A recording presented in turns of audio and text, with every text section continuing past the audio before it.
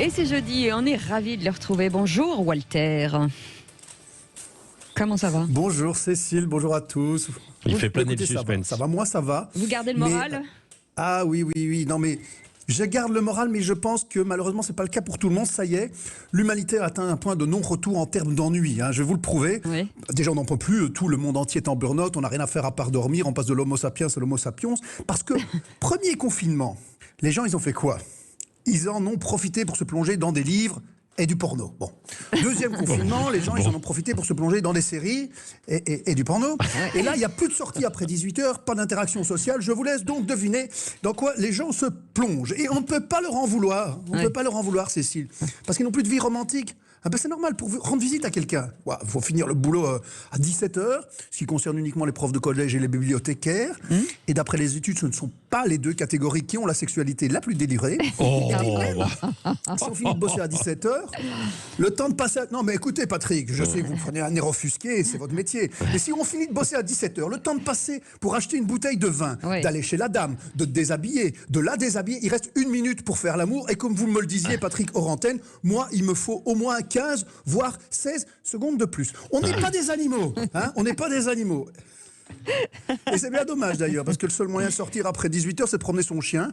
Le français a moins de liberté qu'un bichon maltais. Vous avez vu comme je retombe sur mes pattes. J'ai l'impression vraiment, très honnêtement, qu'on a dépassé notre quota de temps libre utile. Je commence à comprendre pourquoi les retraités sont devant les supermarchés à 8h du matin. Acheter des courgettes, c'est parce que c'est l'événement de la journée. Vous savez, l'autre jour, quelqu'un m'a appelé, c'était un mauvais numéro. Voilà, c'était une erreur. Je lui ai dit, écoute, c'est pas grave, on peut parler quand même. Et on a parlé pendant des heures. Enfin, surtout lui, ça a été compliqué de l'arrêter. Et s'il nous écoute, un petit coucou à Francis Lalanne. Voilà. Mais est-ce qu'il y a des choses auxquelles vous avez pensé et auxquelles vous ne pensiez pas avant? Oui, tout à fait, c'est ce que je vous disais en tête, Cécile, parce que hier, le cerveau commence à changer. On voit toujours les mêmes personnes, et ce qu'on aimait chez eux, ça commence à nous énerver.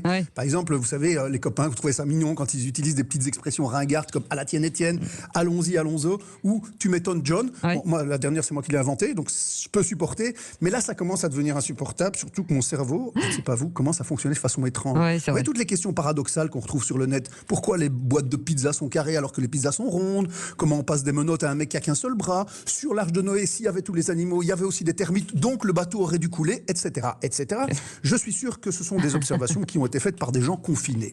J'en suis complètement convaincu, parce que j'arrive même plus, moi, à regarder un film sans me poser des questions bizarres, ce qui gâche mon plaisir. Vous savez, l'autre jour, je regardais pour la 15e fois la guerre des étoiles, je fais ce que je veux, et je me suis rendu compte que les vaisseaux font des bruits de voitures de sport. Ah bon? Et qu'il y a des explosions énormes dans l'espace, alors que dans l'espace, il n'y a pas d'air. Il n'y a pas d'oxygène, donc c'est pas possible. Ça fait 14 visionnages que je regarde ça comme un con, alors que j'ai toujours eu la moyenne en physique. Autre exemple. James Bond, j'y arrive plus. Pourtant, moi, à la base, j'adore James Bond. Il est cool, il a la classe, il se tape 12 gonzesses alors que le film dure 1h45. Mais en fait, 007, c'est pas un espion. C'est pas un espion. C'est un mec qui arrive au casino, il dit son vrai nom, déjà. Il dépense 15 millions d'euros et après, il se tape la fille du mec qu'il est censé espionner. C'est l'agent le moins secret du monde. C'est vrai. Vous imaginez bien, vous imaginez un mec du Mossad, un gars du Mossad qui arrive en disant « Bonjour, je m'appelle Cohen, Ilan Cohen, je suis agent du Mossad. Vous êtes bien le professeur Rafani du programme nucléaire iranien.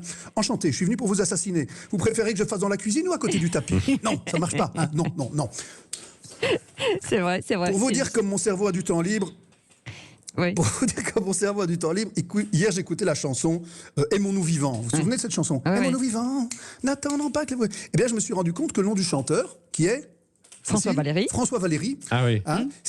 François Valéry, c'était le prénom de 2 candidats à l'élection présidentielle. François Mitterrand et Valéry Giscard d'Estaing. Et donc, qu'est-ce que j'ai fait en temps de confinement? Il n'y a qu'en temps de confinement qu'on fait ça. Je me suis dit, tiens, je vais essayer avec les autres. Ah oui, tiens, regarde, si on regarde Jacques Chirac et François Mitterrand, ça fait Jacques François, le grand acteur qu'on ne présente plus. Chirac et Jospin, ça fait Lionel et Jacques. Et Jean-Jacques Lionel n'a-t-il pas écrit et interprété La danse des canards? 45 tours, le plus vendu des années 80 en France. Et c'est au moment où je me suis rendu compte que Georges Pompidou et Alain Poher, ça fait Georges Alain de la saison 2 de la Star Academy, que je me suis dit, est-ce que je deviens fou ou est-ce que j'ai assez de temps pour m'en rendre compte? Et pour garder le moral, j'ai repensé à cette phrase de Charles Bukowski qui disait « Certains ne deviennent jamais fous, comme leur vie doit être ennuyeuse. Car une chose est sûre, ma chère Cécile, pour tuer le temps, il faut s'armer de patience. Bonne semaine à tous. Merci beaucoup pour cette belle philosophie.